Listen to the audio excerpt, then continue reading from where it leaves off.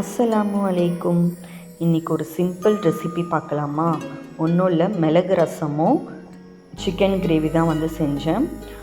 மிளகு ரசம் எப்போவுமே நம்ம வைக்கிற மாதிரி தான். மிளகு, மல்லி, பூண்டு, காஞ்ச மிளகாய் போட்டு நல்லா அரைச்சிட்டு அதுக்கப்புறமா தக்காளியை வேக வச்சு அதை நம்ம கையாலேயே மசிஞ்சு எல்லாமே முதல்ல ஒரு கிண்ணம் நீங்கள் எதில் செய்கிறீங்களோ எடுத்து அதில் ரெடி பண்ணிவிட்டு புளி தண்ணி, தக்காளி எல்லாமே மசிச்சு அதுலேயே ரெடியாக வச்சுட்டு இதில் தனியாக நீங்கள் தாளித்து இதை அப்படியே எடுத்து கொட்டிட்டு லாஸ்ட்டில் நம்ம பெருங்காயத்தூள் போட்டால் டேஸ்ட்டு சூப்பராக இருக்கும்.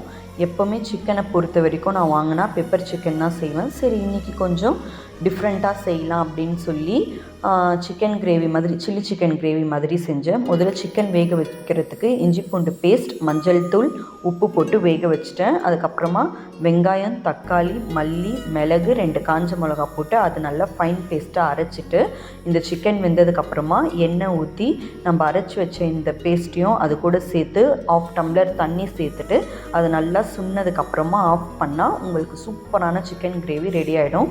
சுட சுட சோறு, ரசம், சிக்கன் கிரேவி செஞ்சுட்டு அதோட இந்த ரெசிபி முடிச்சிட்டேன். அதுக்கப்புறமா சரி, லேட் ஆகிடுச்சு, நமாஸ் படிக்க போகலாம் அப்படின்னு சொல்லி நமாஸ் படிக்க வந்துட்டேன்.